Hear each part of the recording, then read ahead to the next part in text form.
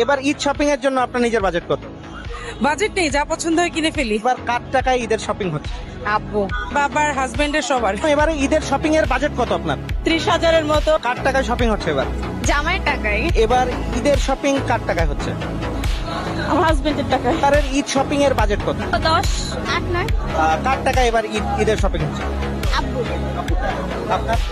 Husband. Thanks জানাবো না, কিন্তু ঈদের শপিং এর টাকাটা আরেকটু বাড়াতে বলবো। এবার ঈদ শপিং এর জন্য বাজেট কত?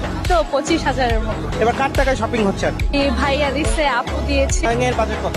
12 করে, কিন্তু মাঝে মাঝে দেখা যায় বাজেটের বাইরেও চলে যায়। ঈদে নিজের জন্য কত টাকা বাজেট করেছেন? নিজের জন্য আসলে তেমন করা হয় নাই, কিন্তু ফ্যামিলির জন্য সবচেয়ে বেশি করা হয়। বাজেট নাই, কেন? টাকা নাই তাই বাজেট নাই। নিজে যখন থেকে কাজ করা শুরু করেছি তখন থেকে আসলে পুরুষ মানুষের জীবন থেকে যে ইচ্ছা হারিয়ে যায়। নিজেদের কমাই রেখে বাচ্চাদের সুখটা দেখতে ভালো হতো। নিজের জন্য এখনো করা হয়নি, ফ্যামিলির জন্য আগে। নিজের কোনো বাজেট নেই আসলে, নিজের জন্য কিছু কেনা হয় না। নিজের ফ্যামিলিকে আগে খুশি করার পরেই নিজের জন্য যা হয়। নিজের জন্য এখনো কিছুই করা হয়নি, আগে ফ্যামিলির জন্য কিনে পরে লাস্টের দিকে বের হই আর কি নিজের জন্য কিনে। নিজের জন্য তো সামান্য, পুরোটাই পরিবারের জন্য। নিজের জন্য 0 টাকা, আগে পরিবার, তারপরে পরিবারের গার্জিয়ান।